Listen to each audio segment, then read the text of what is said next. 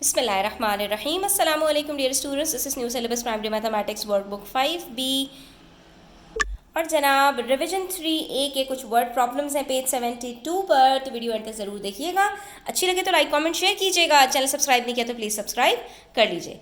यहाँ पर हमसे कह रहे हैं delivery man is paid to deliver hampers. ठीक है, एक जो है वो गिफ्ट हैम्पर्स डिलीवर करता है। When he successfully delivers each hamper he is paid $12.5।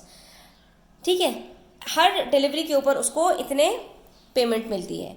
$9.45 is deducted from his pay for any hamper damaged during delivery. ठीक है, अगर कोई डिलीवरी में उसने कोई भी डैमेज कर दिया तो इतना अमाउंट डिडक्ट हो जाता है। इन अ वीक ही सक्सेसफुली डिलीवर्ड 30 हैम्पर्स। एक वीक के अंदर उसने 30 हैम्पर्स डिलीवर किए। एक हैम्पर पे उसको $12.5 मिलते हैं।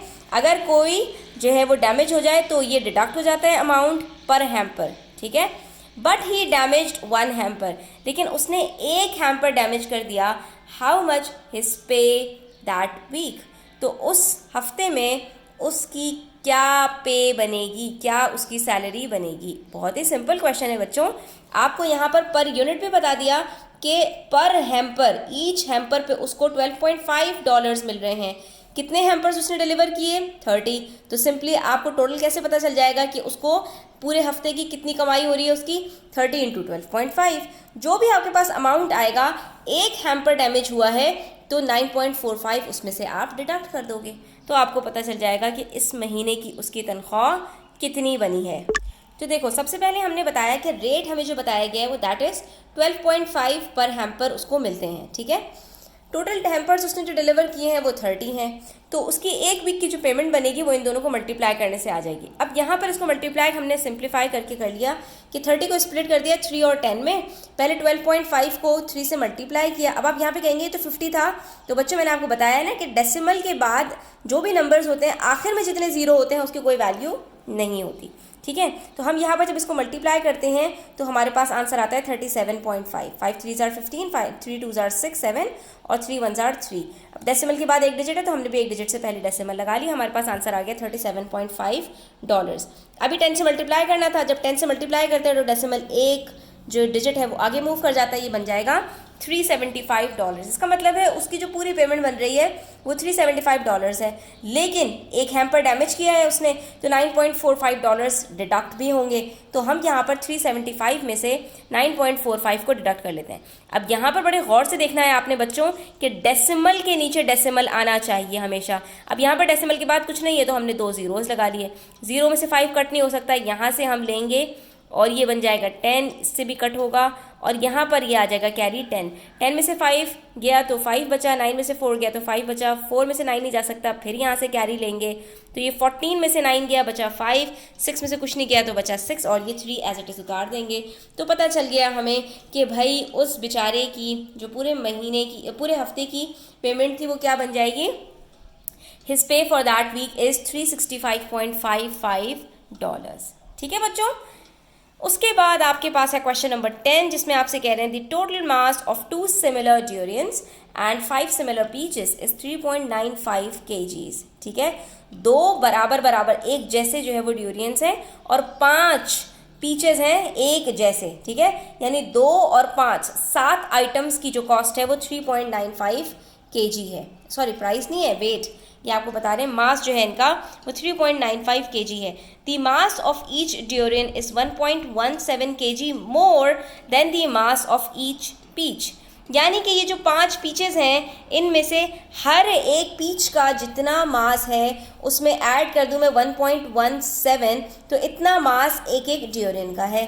Find the mass of each durian, give your answer in kilograms. और आंसर भी आपको किलोग्राम्स के अंदर ही देना है।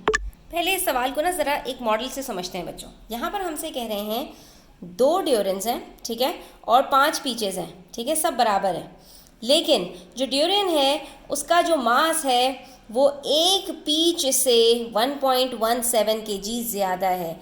यानी इसका मतलब ये हुआ कि पीच और ड्यूरियन की यूनिट्स सेम सेम हैं, लेकिन ये जो दो ड्यूरियंस हैं इन दोनों के 1.17 kgs ज़्यादा हैं। तो हमने क्या किया कि ये 7 यूनिट्स एक साथ बिल्कुल बराबर बना लिए और ये जो 2 यूनिट्स बनाए हैं ये 1.17 kg के एक्स्ट्रा बना दिए और ये सब मिलकर बन रहे हैं 3.95 kgs।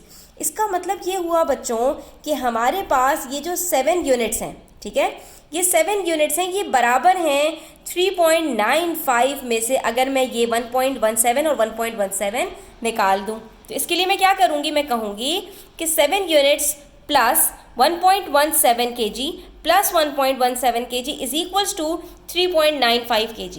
इतनी बात अगर आपको समझ में आ गई तो अब आपने क्या करना है, 1.17 को ऐड कर देना है। आपके पास आंसर आया 2.34 kgs, यानी 7 यूनिट्स के अंदर 2.34 kgs ऐड करने पड़ रहे हैं तो जाकर 3.95 kg बन रहा है। क्यों? क्योंकि ये 7 यूनिट्स बराबर हैं लेकिन दो ड्यूरियंस के इतना इतना मास ज़्यादा है, ठीक है। तो अगर मैं इस मास को इसमें से कम कर दूं तो मुझे ये जो 7 यूनिट्स हैं इनका जो टोटल मास है वो पता चल जाएगा। जब टोटल मास पता चल जाएगा तो मैं 7 से डिवाइड कर दूंगी, मुझे 1 यूनिट का मास पता चल जाएगा यहाँ पर बच्चों। और मैंने यही किया, 3.95 में से सब्ट्रैक्ट कर दिया 2.34 को जो कि इन दोनों का टोटल था, तो मेरे पास आंसर आ गया 1.61 kgs। इसका मतलब ये हुआ कि ये जो 7 यूनिट्स हैं इन सब का मिलाकर कितना वेट बन रहा है, 1.61 kgs, ठीक है। अब मैंने इसको डिवाइड कर दिया 7 से 1 यूनिट का मास निकालने के लिए, तो मेरे पास क्या आंसर आ रहा है बच्चों, ये बात देखो 1.6 एक साथ लेना पड़ेगा 16, यहाँ पे बीच में डेसिमल है तो हमने डेसिमल लगा दिया, 7 2s are 14 बचा 2 1 नीचे उतारा, 7 3s are 21। ये हमने डिवाइड किया तो हमें पता चल गया कि पर यूनिट का जो मास है वो है हमारे पास 0.23 kgs, ठीक है। अब हमसे जो इन्होंने पूछा है वो पूछा है find the mass of each durian, यानी हर ड्यूरियन का अपना मास कितना है। तो एक तो पर यूनिट का मास होगा उसका, दूसरा 1.17 kg जो है उसके अंदर ऐड करना पड़ेगा, तो टोटल एक ड्यूरियन का कितना मास है वो हमें पता चल जाएगा। तो हमने यही किया यहाँ पर 0.23 को ऐड कर दिया 1.17 के साथ और हमें पता चल गया कि भाई एक ड्यूरियन का जो मास है वो 1.4 kgs है, ठीक है बच्चों। तो आज के लिए इतना ही, यहाँ पर हमारा रिवीजन 3A कंप्लीट होता है। आई होप कि आपको क्लियर हो गया होगा। स्टिल कोई क्वेश्चंस हो, कोई क्वेरीज हो तो आप कमेंट सेक्शन में पूछ सकते हैं। Thanks for watching the video till the end. Take care. Allah हाफिज़।